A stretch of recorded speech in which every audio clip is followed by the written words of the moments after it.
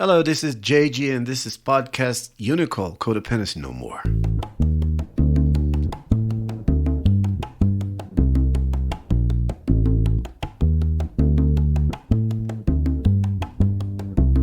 Oh, yeah, that's it. So, the title of the podcast today is Do I Attract Narcissists? This is podcast number 5, and I'm here to help you. My name is JG, and on this episode, you will discover more about personal magnetism and the role of the reticular activating system.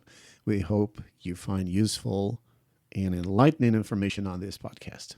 But the question is, how can I identify if I'm attracting narcissists into my life? In order to identify if you're attracting narcissists into your life, it's important to observe some signs and behavioral patterns. Here, I have some tips to help you identify that. So the first thing is there's got to be a pattern of imbalanced relationships. So if you notice that most of your relationships are unbalanced, with one person dominating and constantly seeking attention and admiration, that may indicate that you are attracting narcissists. The second thing is lack of empathy and manipulation. Narcissists often have difficulty showing empathy and tend to manipulate those around them to meet their own needs. Number 3, constant need for validation. If you feel constantly pressured to validate and praise someone to keep peace in a relationship, it could be a sign that you're dealing with a narcissist. Pattern number 4, it's superficial relationships. Narcissists often have superficial relationships where genuine emotional connection is limited and the focus is on displaying an image of success and power, but sometimes vulnerability as well. Number 5, controlling and critical behavior. If you notice a pattern of controlling, critical, and belittling behavior in your relationships, it may indicate that you're dealing with a narcissist. It's important to remember that identifying a narcissist in your life doesn't mean you're responsible for attracting this type of person. Working on self-awareness, setting healthy boundaries, and seeking therapeutic support can be important steps in dealing with challenging relationships. So, what is the relationship between the law of attraction? That's the second point that I want to detach here. I want to actually highlight. What is the relationship between the law of attraction? So much about it we have around on the media about this law of attraction. And what is the relationship, the presence of the narcissist around your life and the law of attraction? Well, because some people might think, I've got the bad finger. I don't know how to make my choices. Well, the relationship between the law of attraction and the presence of narcissists around you can be interpreted in various ways, depending on the perspective adopted, obviously. The law of attraction is a theory suggesting that our thoughts and emotions can directly influence events in our lives, attracting positive or negative things based on the energy we emit. In the context of the presence of narcissists in your life, some interpretations might be considered. Well, we can consider attraction of negative energies.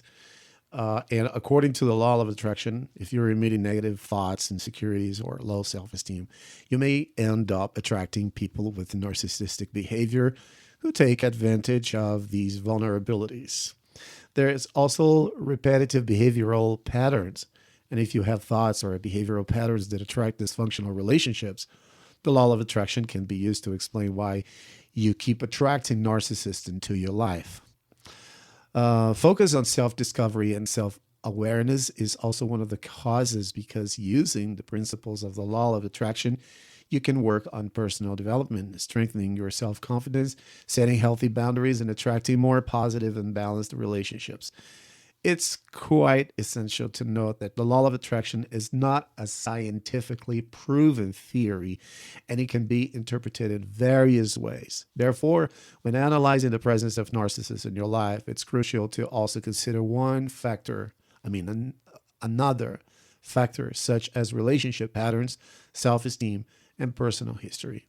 So that means that seeking therapeutic support can be helpful in understanding and dealing with these dynamics more deeply.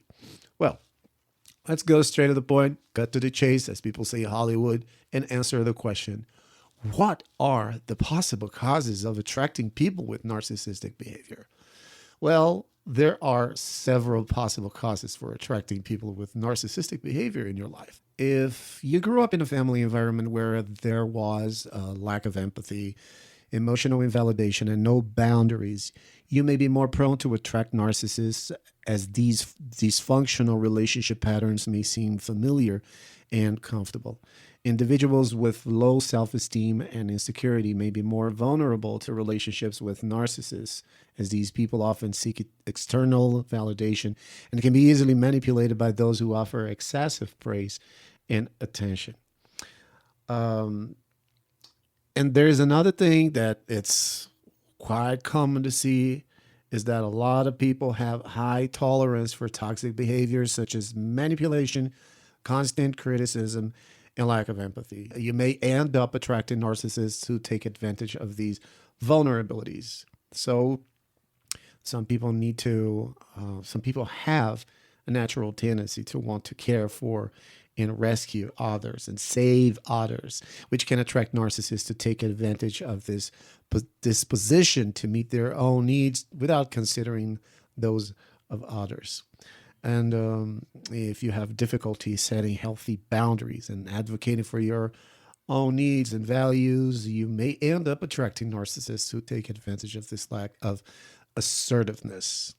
Then I may tell you that it's important to remember that attracting people with narcissistic personality, it's not behavior. A lot of people think that narcissism is a behavior. No, it's a personality disorder. And it happens that you are attracting people with that kind of personality disorder. That doesn't mean you are to blame, that you are responsible for their actions.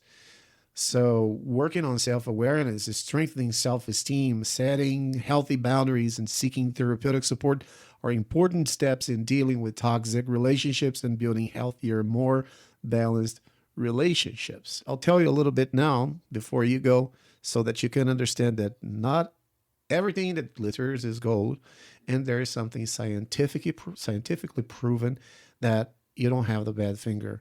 There's something there that can be explained scientifically. Well, as I promised them in the beginning of this podcast to explain about the reticular activating system and how important it is to understand the role of the system and the combination of the system and a narcissistic abuse. The reticular activating system is a part of the brainstem that acts as a filter for the sensory stimuli you receive at all the time, and all times, obviously. It decides what deserves your attention and what will be ignored.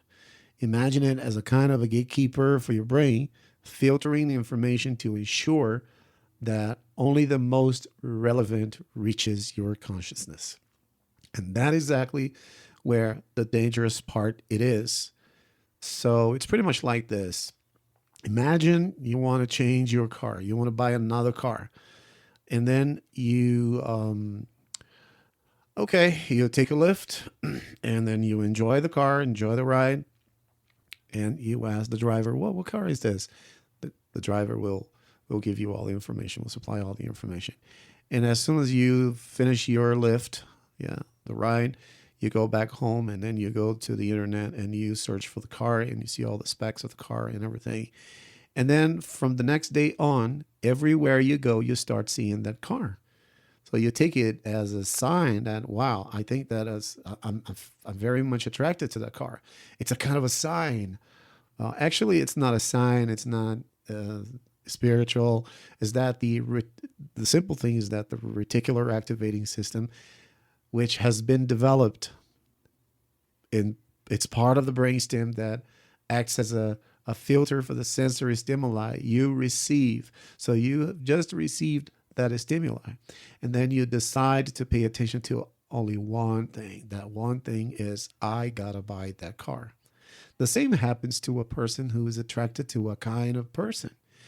And the narcissist, narcissistic people, they study you, they screen you, they mirror you, because they know that they will try that you will try to find a person exactly like you so that you can call this person your soulmate. And that is the thing. So you're going to be attracted to somebody who knows how to trigger this kind of thing. And that's one of the reasons why you will always be attracted to the same kind of person.